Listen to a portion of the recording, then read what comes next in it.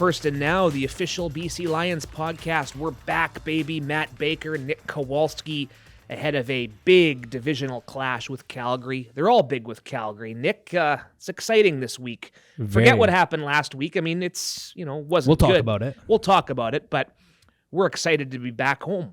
It's already August, as you were just saying. It's crazy how fast the season's going by. We're in double digits for weeks. It's week 10 already. So, season's flying by, but I always look forward to playing Calgary. Since I've come over here, it seems like every Calgary game except the one has been a crazy finish or very intense or both of those things combined. So it's always fun playing Calgary.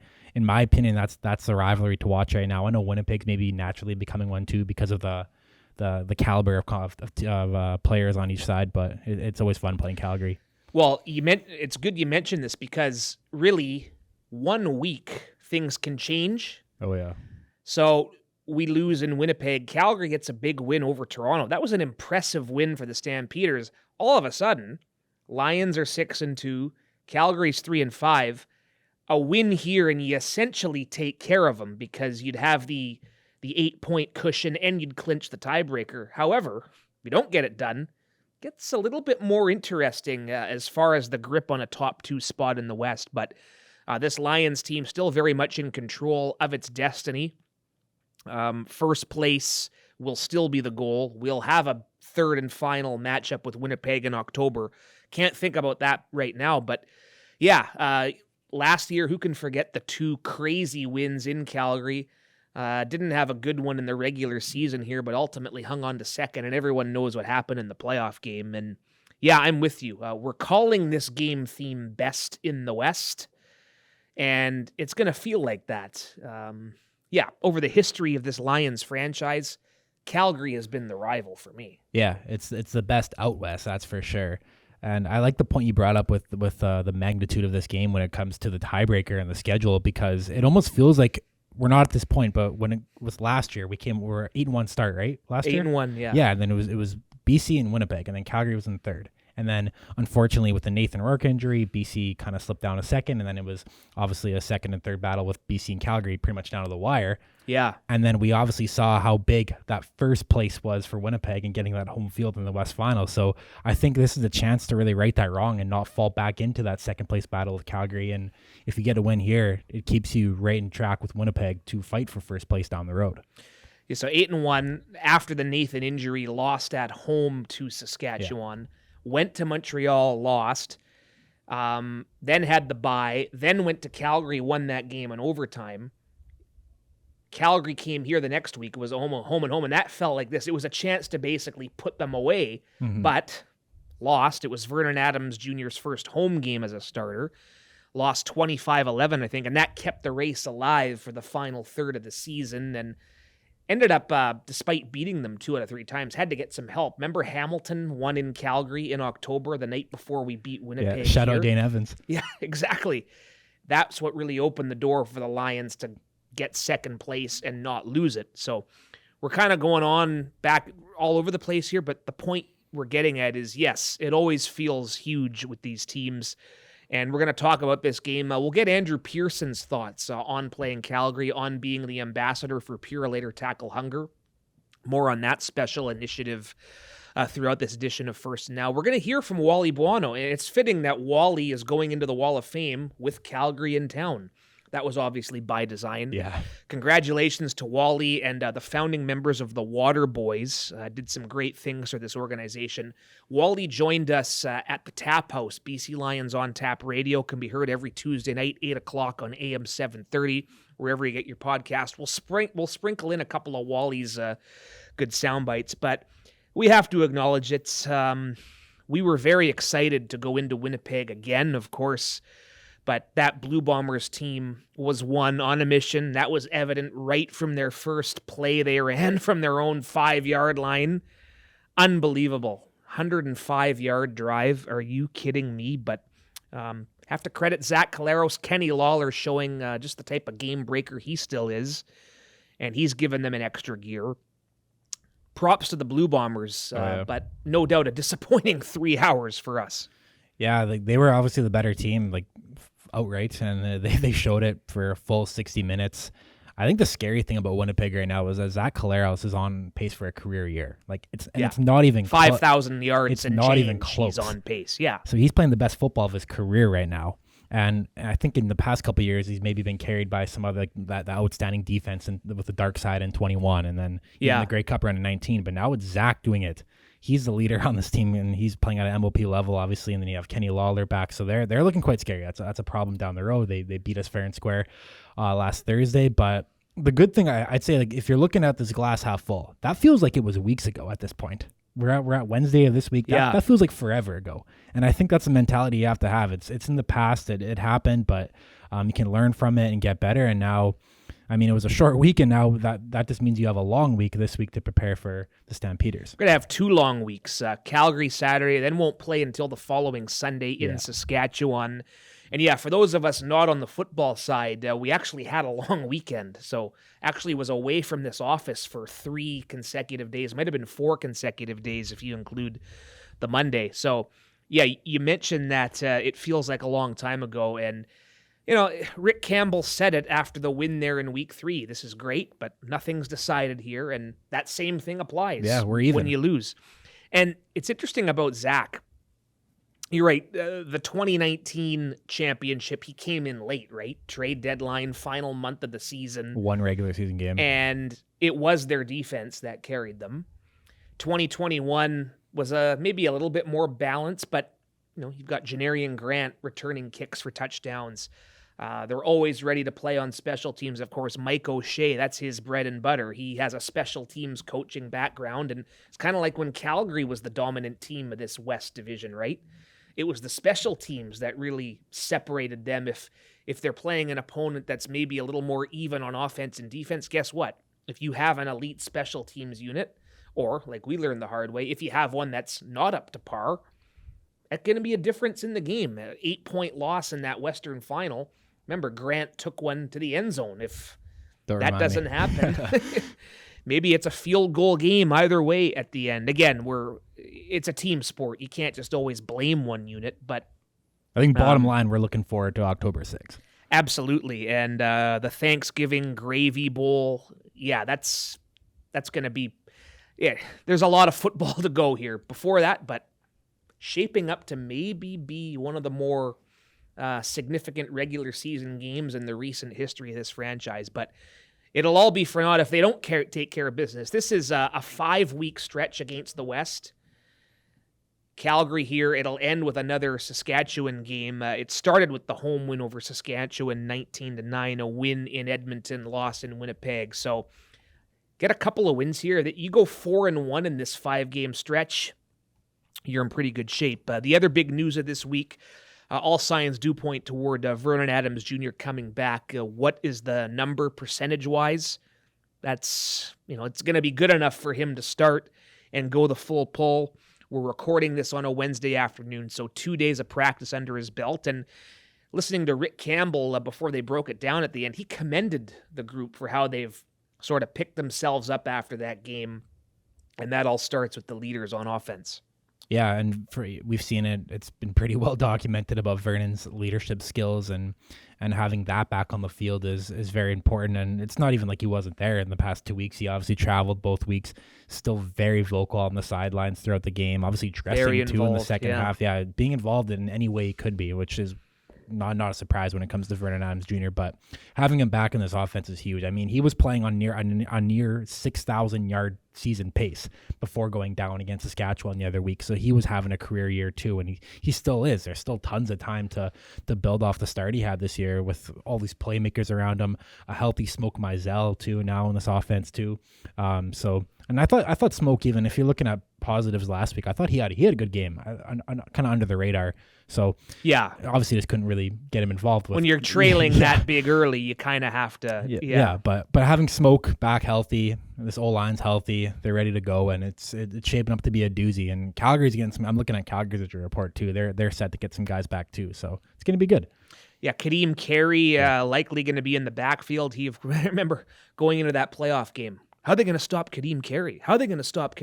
What did he have, 3 yards? that game. So it's interesting too with Calgary. Last week you mentioned that big win over Toronto. They really got back to running the football. Jake Maier threw the ball 24 times. Right from the get-go, they went to it, and they kind of dictated how this game was going to be won on the ground. And they had an interception in the end zone. Was it Moxie came up with that interception? They had kind of a crazy special teams touchdown, fumble recovery in the end zone. So that's kind of what they've done. They've made teams pay for their mistakes. Mm-hmm. And even talking with Wally Buono yesterday, it was an honor just to even talk football with him. We were before the show. I was eating my deep fried pickles, and he came over and introduced, shook my hand, and so we started talking football, and we were talking about Calgary, and he was saying, they got back to Calgary Stampeder football, and that's running the ball first and not making Jake Maier sling it 45 times a game. And he obviously, if Wally Buono says they're going to be a dangerous team doing that, we have to account for that. And I think with Carey back and Diedrich Mills has proven to be more than capable.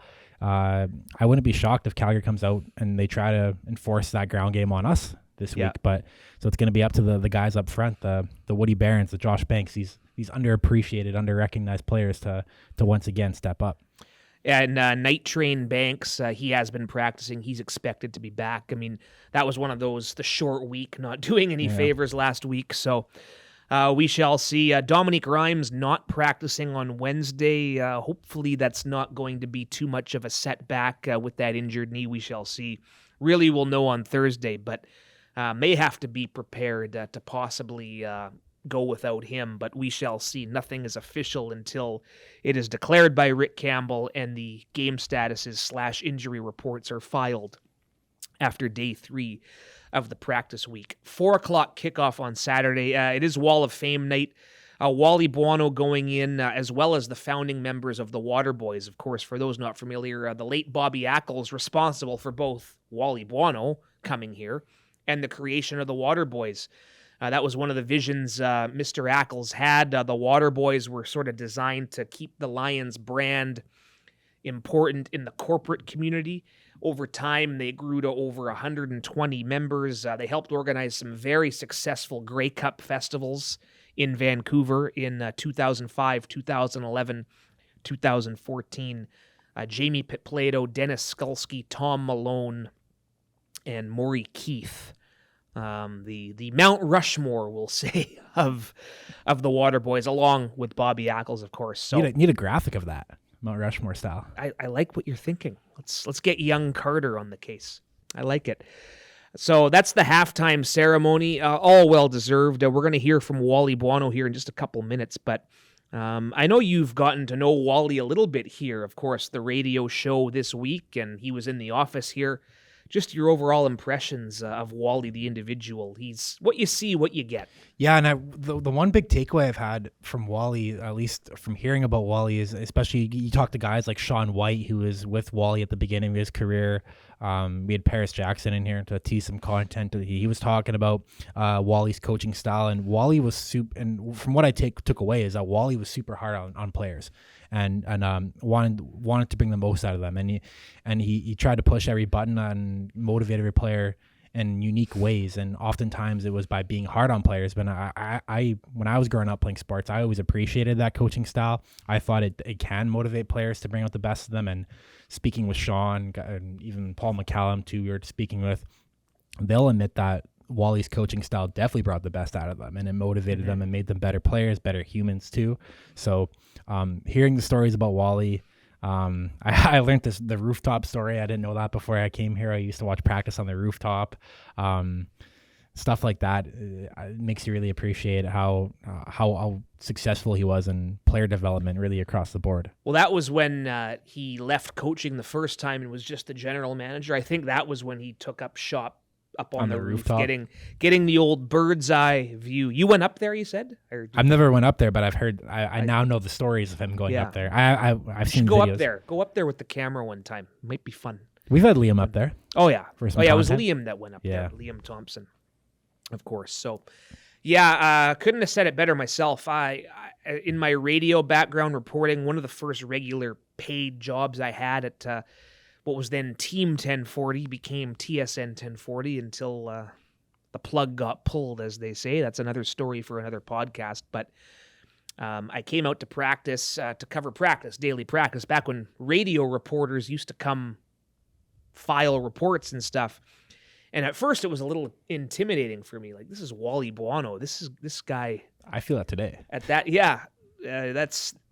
But, he always treated everybody with respect, no matter where you were on the totem pole, so to speak. And there was one time in the off season where someone at the radio station instructed me to come here, set up an appointment with him, and get him to read a script for a commercial for Rona. Oh, yeah. And I think Wally had just bought a washer dryer or something. He's like, oh, yeah, sure. So voiced the script, and nothing happened with it. I guess they didn't end up selling the deal or something. So the next time I talked to Wally, he's like, hey, Matt, what happened to our commercial? I'm like, I don't know. The sales guys couldn't get it together, and so that's kind of my one of my personal stories. Dealing with him with that. And didn't you say you used to bring in his like famous Italian dishes for the guys? I got to taste his meatballs once. Yeah. I didn't ask. He just offered, and he's like, "Where can I get that recipe?" He says, "I'd tell you, but then I have to kill you." It's basically, Wally, obviously, given the Italian background, great cook. I see it. On Christy Buono, I follow her on TikTok. This is his daughter. This is my era coming in, and she posts the recipes and the meals sometimes. So I actually have you have kind of an inside view at it sometimes. That's a free plug to the TikTok. Yeah. Account. See, we should go document Wally in retirement, get a series going, and get his best. As long as we get a plate after, eh? Oh yeah. Wally's always good that way. So. Yeah, congratulations to him and the Water Boys, of course, all instrumental figures, and we're looking forward to doing some of the storytelling in-game. In-game, we'll have some video tributes. We produce some cool videos basically chronicling the Lions' success through the decades. We'll likely post these up as well in our channels, but you have to buy a ticket to see them first. Very excited. Nice job with yourself and Liam Thompson. Yeah, it's been a busy week together. But a good week, yeah. For sure, yeah. No complaints at all, because it's been a week of digging up archival footage, and for the reason of honoring the alumni, Wally Buono, the Water Boys, and like you said, the kind of retelling the stories of how the BC Lions came about and all the past history of the organization. So it's been really fun. I've been learning a lot this week, actually. I learned who By Bailey was, for example. Yeah. Saw some footage of Willie Fleming that I've never seen before. So stuff like that is I'm getting there with my Lions history. I'm not even getting there. I'm there. But yeah, I bet you didn't know before these videos that the first Lions win was over Calgary and it was raining at Empire. 8-6, I think the score was. 9-4, yeah, something like that. Yeah, classic. And he had the only touchdown. So always proud to document this club's great history, even though we're trying to make new historical memories here in 2023 and beyond that. Let's hear from Wally, shall we? A few snippets from our interview with him, ourselves, him and Moj. BC Lions on Tap. You can catch the full interview wherever you get your podcast. Lions Audio Network is where you subscribe. And every Tuesday night, 8 o'clock, we're on location at a different pub. We were at the Guildford Tap House. He came by with his wife, Sandy. Had a good crowd, right? And he loves it. Signing autographs, everything. We spoke with Wally about a few topics, including the Wall of Fame, and we'll run this one. The fact that it's the Lions and Stampeders, Moj put the question to him. In retirement, what team does he identify himself with more? That's not a fair question, Moj. Hey, I'm a hard-hitting journalist. Oh, yeah, you are too, but let's put it this way. It's getting harder and harder to separate. Okay. You know, when I was...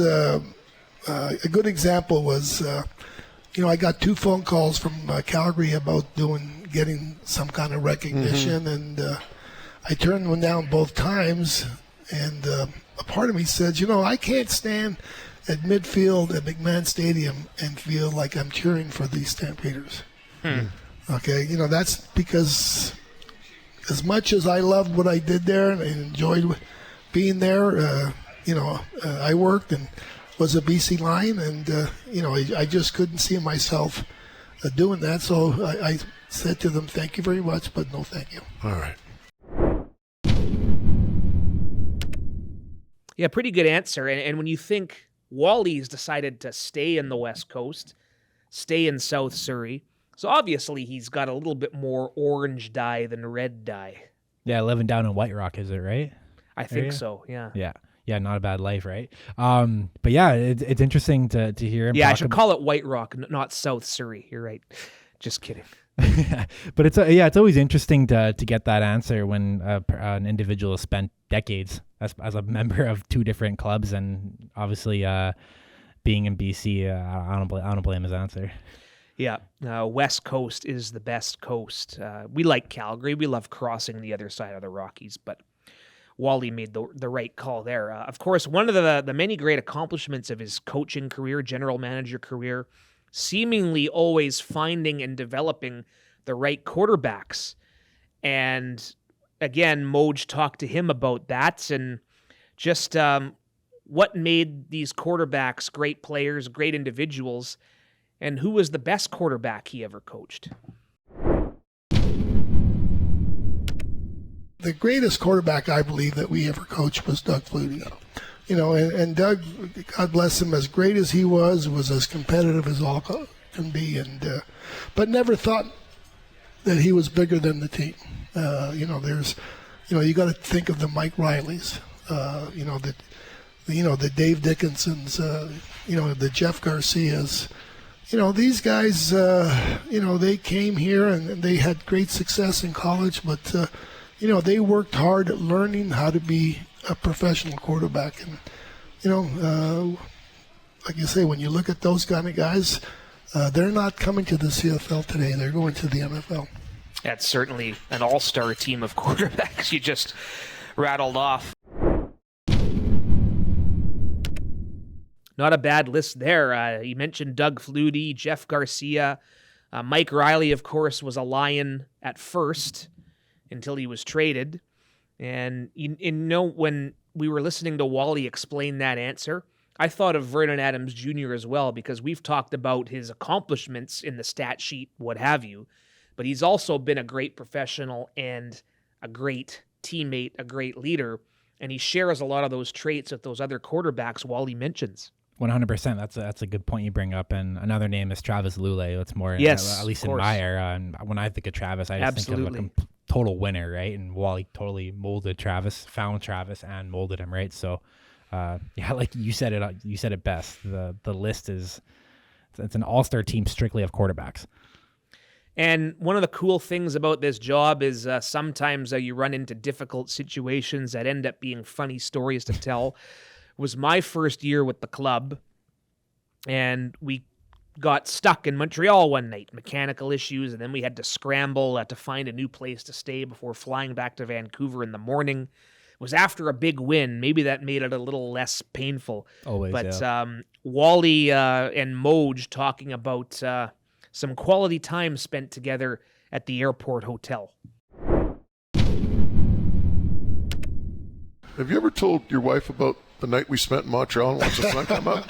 Well, I think we did, but my wife knows that I enjoy a good cigar, and especially after a win, I think she knows you enjoy a good cigar yourself, right? Let me say, my Facebook memories just told me we had the 7-year anniversary of that trip where we couldn't quite fly home right away. So the backstory behind it was we played Montreal, we beat the Alouettes. It was an Operation Orange, so we had 30, 40 extra people on the trip. Full flight. Full flight, and coming home, the plane's delayed. And when we thought it was delayed, then the flight was canceled. So then we had to race to Neil McAvoy found, I think it was a Hilton by the airport, by Trudeau. Marriott. Yeah, it was a Marriott. We went from Dorval back to Trudeau because we're at Dorval because it was a charter. We went to Trudeau Airport. We got the hotel. And there's 70, 80 Mirabel people. was the charter airport. Yes. Mirabel. So it was 70 or 80 people trying to check in the hotel. Wally looks at me and says, It's going to be a while. Let's go downstairs and smoke a cigar. So we started smoking these cigars, I don't know, like 4:30 in the morning. Sun's coming up. It's already like 5:36 in the morning, and we're smoking cigars. That was a great night. Never forget Chris Rainey lying on the lobby couch with his big Florida Gators blanket, sleeping on the couch while people were lined up checking in. That was a crazy. That was a doozy. Yeah, that was a crazy night. One of those all-time stories. And like I said, yeah, Chris Rainey sprawling on the couch, his big Florida Gators jacket. And ironically, that was probably the most comfortable hotel bed I slept in that season. That was a nice airport hotel, and we eventually got home the next day. Although it was a little hard. We had a crazy bus driver, and it was hot, and yeah, can laugh at it now. Well, at least you had a nice hotel. It's always nice when you have a nice hotel on the road, right? And by the time we checked in there, though, it was like 5 a.m, the sun coming up, but had a good nap in before going back to the plane. So, reminder: stay in your seats at halftime. Wally and the Waterboys founding members, well earned, all of them, officially being enshrined, as they say, on our wall of fame. And I look forward, I just found out today, Jamie Terrace tasking me. I'm going to interview all these guys at the banquet before the game. Nice. So it's going to be an honor for me. Got to do it a couple times. Last year it was McCallum and Jovan Olafioye. Yep. Got to do it with Darren Flutie and Giroy one year. So get to interview Wally all over again. You can't beat that. Lions and Stampeders, you talked a little bit at the start of this episode about how we say it all the time, but the offensive line, the trenches, going to be big on both sides of the ball. We had a quick discussion with BC Lions guard Andrew Peirson about that and about a special initiative he's supporting. Here's Andrew Peirson following practice on Wednesday. Well, Andrew, first off, how's the week been? Obviously, everyone in need of a big bounce back. I think all three phases, all positions having to look in the mirror, but describe what it's been like out here this week. Yeah, we have a 24-hour rule, so, after the loss, try to correct some mistakes. How can we improve? And then move on to the next challenge, especially this little stint we're going through right now with the West teams.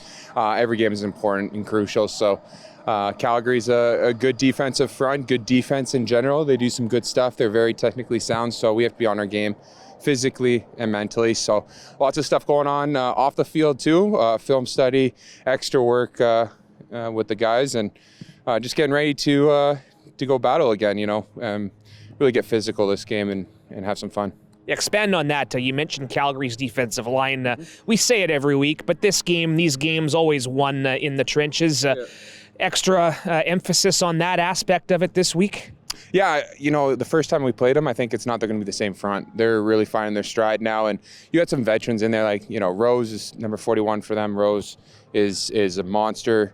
And then you have a good we got Derek Wiggins there, good Queens alumni there in the interior as well. So and then the edge, they got some studs there too. Justin Vaughters went down. So, they're good. They're well coached. They know where to be. There's not often times you find them messing up gaps. So we got to be technically sound ourselves and understand that we need to get the ball moving on the ground as well and be able to run on these guys. Try to play a little. We trust VA with his arm, but we want to have some fun up front too. Yeah, you hear Dom Davis yelling in the background there. For those wondering, he's obviously angling to get on first and now here at one point. You mentioned VA, a couple days of practice for him too. Had the knee brace on, but just overall your assessment of how he's been, not only this week, but as a solid cheerleader the last couple weeks in uniform. I mean, how excited are you for him to get back? Yeah, absolutely. That's a guy that we've been rallying behind most this year. He brings an energy. You kind of alluded to it earlier. Me? Bringing energy? No, not you, Allie. B.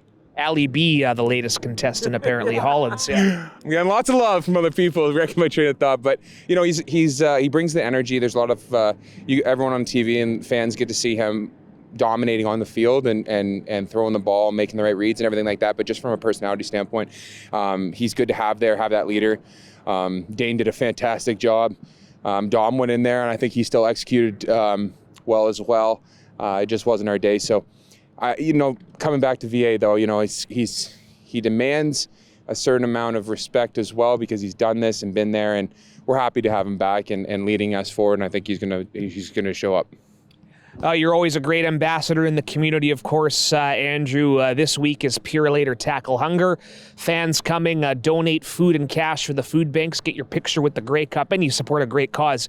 You're going to be out at the Surrey Food Bank delivering some food and taking a bit of a tour on Friday, 1 o'clock. It's always near and dear to your heart. Just talk about that and how proud you are to support this cause. Yeah, I've done this a few times now, and not just with the Purolator Tackle Hunger, but in the community as well, whether it's downtown East Hastings. It's extremely rewarding for me. I'm in an extremely privileged position where I've never had to be in the situation that a lot of families, especially in this day and age, are experiencing. So being able to give back in a way possible and raise some awareness about how, a lot of the people that are using the food banks are children. So, when I think about me growing up and being an offensive lineman and how crucial, having the fuel to go out there and play football and sports, if I didn't have access to the clean foods and fruits and everything like that the food bank does, I wouldn't be where I'm at. So giving back as much as I can, especially in the food bank in this day and age with how expensive costs of living are, is something that I'm really looking forward to again this year. Well said, yeah. I mean, groceries the price goes up, cost of living you mentioned, and 35% people who rely on the food bank, that amount has increased that much since 2019. So good on you for supporting it. And again, the Grey Cup will be on hand for those that donate. $1 is worth 50 pounds of food. So the cash donations, very, very well appreciated as well. Andrew, great for stopping by here first and now. Nik appreciates it as well. He's just observing this interview. Thanks, Nick. He had to give his vocal cords a rest, but how you doing? I'll get a question in here. Yeah, let's do it. Yeah, let's not end this yet. Yeah. Well, I've been asking the guys about this. It's Calgary week. Those 2 crazy wins last year, the playoff win. Even week 1 was pretty. I would say it's pretty. A lot of animosity between these two teams. Is this like kind of a natural rivalry that's forming? You'd say right now? Yeah, that's a funny one, and especially for me because last year we had an injury, so I played the 2 Calgary games last year. It feels like a very familiar opponent. Every time we line up, it's like we're watching the film, you're studying it, but you can't get complacent. So it is a rivalry, but at the same time, we have to treat it like it's a new week and a new opponent. That like, hey, this is a new defense. They're doing new stuff. They're doing new blitzes. They're doing coverages. So I love it. I think I always joke with D. Wiggins up front, Derek Wiggins, their nose tackle. I try to get in his head a little bit by being overtly friendly and stuff like that because he's a nice guy. So it's all good. I'm looking forward to winning again. It's been good, but we got to put the work in first and make sure that we're doing crossing the T's and doing everything first. But I'm looking forward to going against them too, and especially at home. Get that crowd bumping. There's nothing better than when they have to go silent. They can't hear. I mean, as an offensive lineman, we just played in Winnipeg. We had to go silent the whole time because the crowd was so loud. I'm looking forward to getting that BC bumping in there and making sure that we make them as uncomfortable as possible. Well said. Nik, anything in closing here? No, perfectly said, Andrew. All right, let's go get a dub. Thanks, guys. Appreciate it, everybody. Let's do it.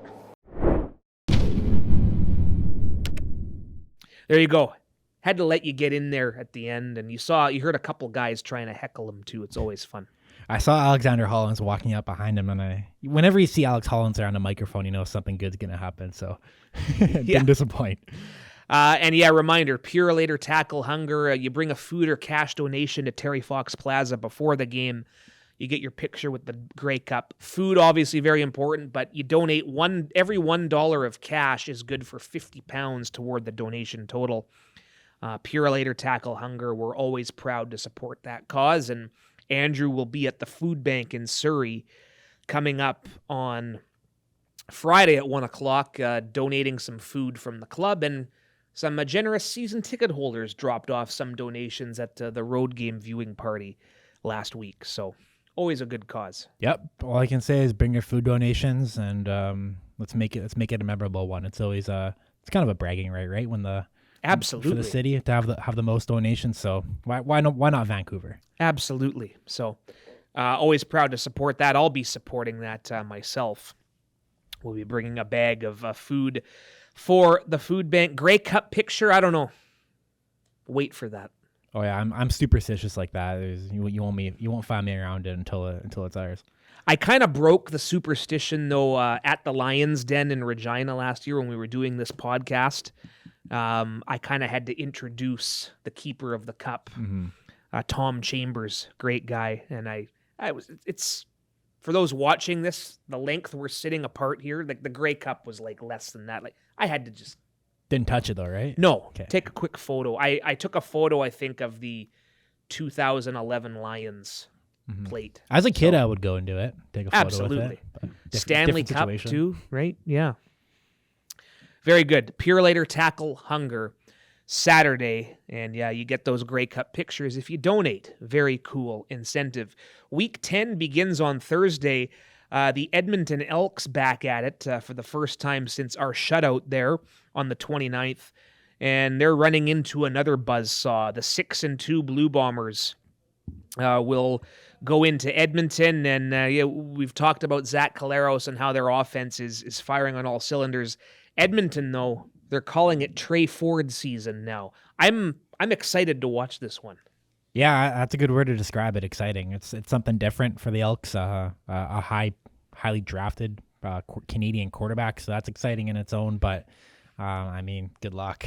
Yeah. I mean, I think even if you want to say Winnipeg used week 3 against us as motivation to come out and take it to us and air it out last Thursday. 2 weeks ago in Winnipeg, Edmonton, it was 6-6 at halftime between the Elks and the Bombers. Yeah. So you don't think Winnipeg was maybe, I don't know if embarrassed is probably the right word by that result. And I think when you get a motivated Bomber squad, I mean, we saw what happened last week. So good luck, Edmonton. Yeah. Hey, we shall see. Maybe he gives them a spark and they're able to keep it close again in the second half. Maybe it's a different outcome. They're getting some other guys back. I think Manny Arsenault, Ed Gainey, has some veteran presence in there. We shall see, though, but still a very, very tough spot. So that's Thursday, 6 o'clock our time. Friday, Saskatchewan going into Montreal. The Riders, a bit of a back-and-forth affair against Ottawa, pull it out at the end. But this, to me, Nick, is a battle of two teams that are kind of middling, and they're both looking to go on a bit of a run here. They haven't been able to, win more than 1 or 2 in a row. And I know Cody Fajardo, the big storyline facing his old team, he's missed some practice time, but Jason Moss saying he will likely play. Some pretty good storylines in this one that'll take place in Montreal Friday night. And Montreal's really gotten William Stanback rolling again. Huge. Another 100-yard game last week in their win at Hamilton, and they're above 500 now. And I think 2 weeks ago, you look at the Alouettes, and they're 2-3, and they have Calgary coming in. And I mean, that's a huge point in their season, and they've managed to rattle off 2 wins after that, right? Now they're above 500. Another home game can build a streak. And you know what I always think about when Saskatchewan goes to Montreal? I just can't get it off my mind is that Lightning game a couple years ago. Do you remember what I'm talking about? Where it ended in the third quarter. So I don't know if it's a sign of weird things kind of happen when Saskatchewan goes to Montreal, but we'll see what happens. Well, they had a long delay against Winnipeg. Montreal did too. They've had bad weather luck, unfortunately.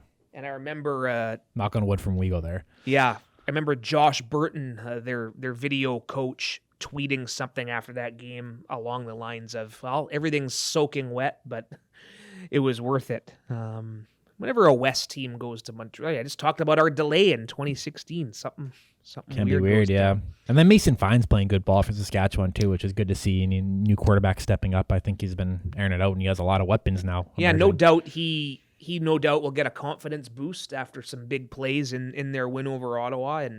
But again, with both these teams, can they build off it? And I'll tell you what, as we go in, Lions Stampeders Saturday, of course, 4 o'clock. Week 10 will wrap up with Ottawa in Toronto Sunday, 4 o'clock p.m. our time. And the Argos coming off their first loss and probably let some opportunities slip with a couple of those plays we talked about against Calgary. But again, 1 week can change things here. Montreal gets a win, maybe gets some help from Ottawa. It's race on in the East. Easier said than done, but I would expect Chad Kelly and company. We think he's going to be good to go after leaving at halftime, ankle injury. That's going to be a motivated group. Yeah. One thing that really stood out to me with the Argos last week is you look at the box score that I'm staring at right now, and you got AJ Ouellette with 7 carries for 32 yards, Andrew Harris 1 carry for 3 yards, and I think they know that's got to change this week, and they're going to really pound the ball too, like Calgary did to them last week. So, I mean, we've kind of seen it firsthand that Ouellette is a complete force at running back, one of the best in the league right now. So I think even if Kelly isn't 100%, or I don't know, maybe he goes, but he's not at 100%. I think they have a two-headed monster in the backfield, right? Even 3 now with Javon Leak emerging even as a returner now.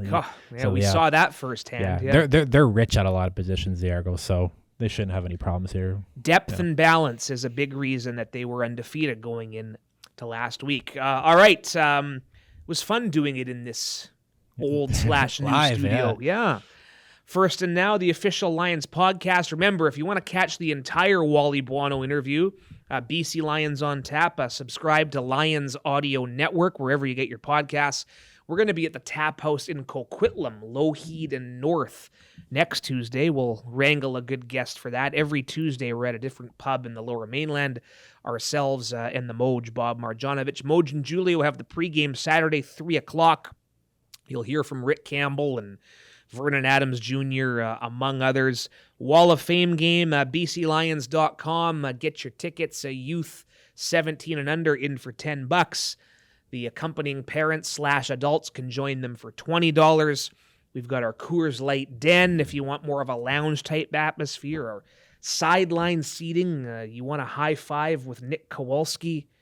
Or Lucky Whitehead. I don't venture onto that side of the field. That's where all the VIPs hang out. I don't fit that mold, but all kinds of seating options. And we'll be back next week to tee up a trip to Saskatchewan. Always fun, a week from Sunday, and hopefully recapping a Lions win. Sunday Night Football next week, just to get ahead, but it's exciting just saying those words. Last few weeks of Sundays, though, sadly. I'm loving it. This NFL. better stay next year. Yeah, I like the Thursday, Friday, Saturday, Sunday. It better stay. Summer. Well, the TV ratings indicate that it's been a good experiment. Shout out to the CFL on TSN, our friends, for the job that they do. We'll be back next week on First and Now, the official Lions podcast.